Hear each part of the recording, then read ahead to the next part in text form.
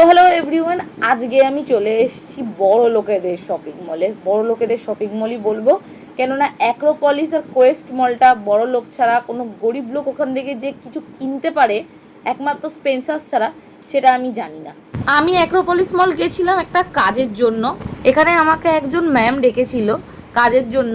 উনি আসতে এত লেট করেছে, সেই কারণে আমি সারা অ্যাক্রোপলিস মল ঘুরে বেরিয়েছি। এই যে তোমরা কুর্তিগুলো দেখতে পাচ্ছ না, এগুলো আমি ধরিও নি। কেন জানো? কারণ আমি জানি আমাকে কিডনি বিক্রি করে এই কুর্তিগুলো কিনতে হবে। আমি ছুতেও পাচ্ছি না, ছুলেই পুরো ভস্য হয়ে যাবে এরকম অবস্থা। বাপরে বাপ, কি দাম!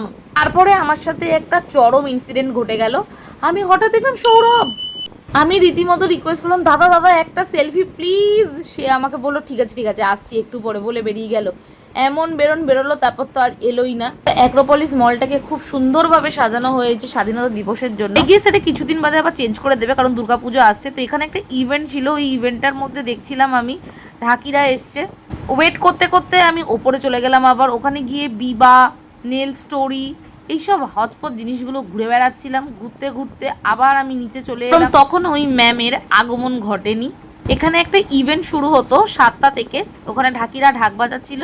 সৌরভ দা আর দর্শনা বণিককে নিয়ে একটা ইভেন্ট হচ্ছিল, ওদের কিছু একটা ছিল, কিন্তু সৌরভ দা আর এলো না। তাই জন্য আমি বেরিয়ে এলাম। বেরিয়ে এসে ওখান থেকে আমি কালীঘাটে স্কাইওয়ার্কে হকার্স মার্কেটে চলে গেছিলাম। এখানে অনেক ছোটোবেলা থেকে আমরা জামা কাপড় কিনি। যারা যারা চেনো হয়তো জানবেই হকার্স মার্কেটটা আগে কেমন ছিল, এখন উঠে গিয়ে এই রকম হয়ে গেছে। তো যাই হোক, ওখান থেকে শপিং টপিং করে মেট্রোর দিকে রওনা হলাম। আর মেট্রোয় গিয়ে ওখানে কি যে আমার কাল হলো, মানে রাহুকাল চলছিল আমার ওই টাইমটা, এরকম অবস্থা হয়ে গেছিল। মেট্রো পরপর মহানায়ক উত্তম কুমারে নামিয়ে দিচ্ছে। এখানে জাস্ট দুটো মেট্রোর একসাথে ভিড়টা দেখো, রীতিমতো মারপিট লেগে গেছিল। আর এইটা আমাদের গড়িয়ার সব থেকে বড় গণেশ পুজো। ভিডিওটা ভালো একটা লাইক কমেন্ট শেয়ার করতে ভুলো না, আমার চ্যানেলটা একটা সাবস্ক্রাইব করে দিও। টাটা।